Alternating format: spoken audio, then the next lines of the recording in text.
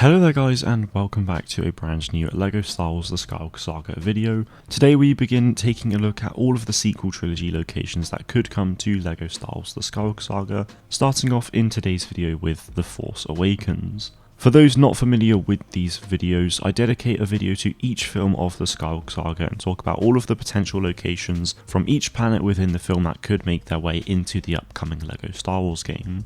As of this video releasing, we'll be 3 weeks away from the launch of the game, so be sure to subscribe to the channel to stay up to date with all of the latest news and so that you don't miss out on any of my streams at launch. The Force Awakens, like most of the films, has 3 to 4 planets that will be explorable in LEGO Star Wars The Skywalker Saga.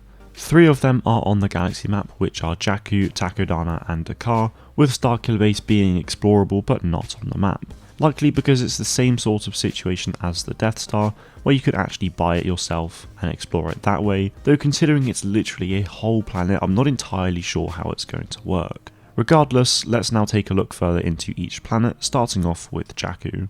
Within Jaku, I can already think about quite a few key locations off the top of my head, as well as a couple of other smaller ones. In terms of key areas, you have the likes of Nima Outpost and the village from the start of the film. These two will very likely be the only 2 civilizations that we actually can explore on the planet, which is absolutely fine, and I look forward to seeing how they compare to LEGO Star Wars The Force Awakens.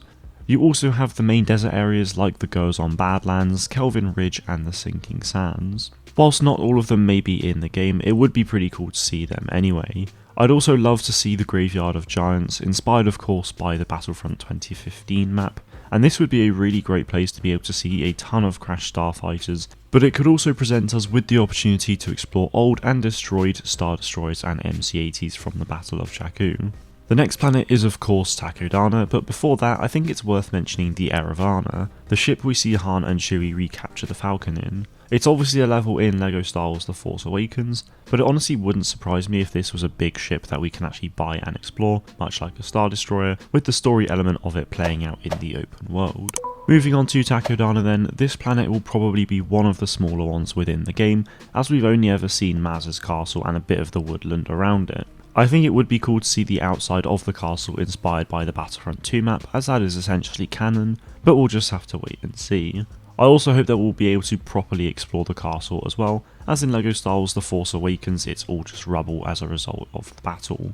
Now we have Jaku. This will also likely be quite a small place to explore, as all we see is the Resistance base. The Resistance base is essentially the main hub in LEGO Star Wars The Force Awakens, and whilst it's a nice size, it's nothing particularly crazy, and I can see that being the case again with this game. Though at least with this game you can actually fly outside the planet in space, so that will add a little bit more to it. Finally, we have Starkiller Base. As I said earlier, it's not on the galaxy map, which means that it will likely be purchasable and explorable like the 2 Death Stars. I'm not entirely sure how it's going to work though, as with the Death Stars I imagine you could probably just call them in, but Starkiller Base is literally an entire planet, so it would feel rather odd to just call it in like a ship or space station. Regardless, assuming that Starkiller is properly explorable, then it has some key locations that could definitely be in the game. For example, the crash site of the Millennium Falcon could be one, along with the general forest and snowy plains that were once Ilum.